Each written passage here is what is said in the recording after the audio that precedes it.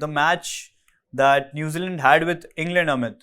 So, New Zealand won the match 3-1, but England had 14 PCs to New Zealand's 1, 18 shots on goal to New Zealand's 4, and 35 circle penetrations to New Zealand's 8.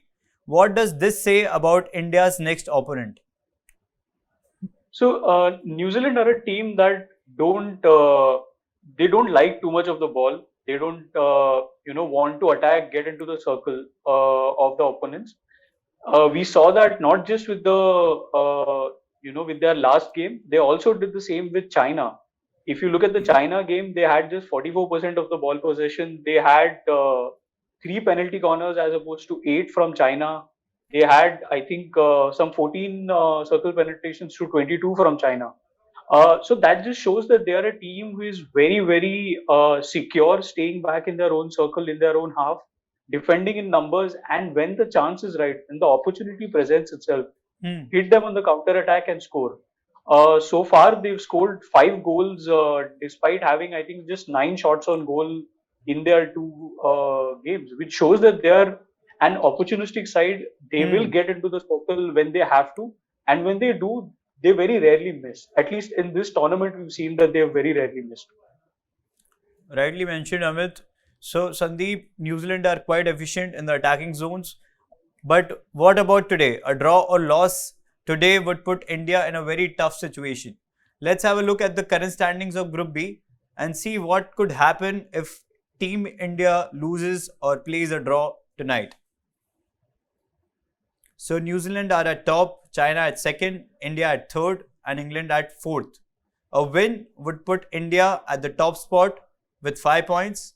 A draw would put them in the second spot, and a loss could potentially put them on the fourth spot as well. So how tricky situation is this for Team India? Well, you can't call it tricky. There's just one point I want to pick up from what Amit was saying, is that the players are not looking up. Now you see that in the who are the players who look up? Udita looks up. Okay, Grace looks up. That's why they're so technically perfect. They are so conversant with what's happening in the rest of the Good field. understanding of the game. If these players look up, including Neha, including Navjot and everybody else, they start looking up, you'll see the movement is going to get much better. The rhythm is going to get much better. And that will reflect on the points. We got to win today. You got to go to 5.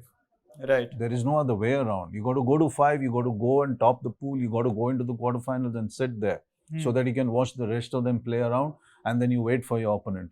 But if you're going to go for a draw, you're still probably going to go into the crossovers. But then you are in no man's land, you know. You don't know which teams are going to face. Who's going to be the ones in the other pools who are going to drop off and become number 2 and 3. You can't afford to lose this. It's as simple as that, because then you're going to get down to goal differences. Then you hope England will whack China or do something like that, and you hope something or the other is going to happen. Let's not leave it to hope, you know. Just go for a win, play what is called secure hockey.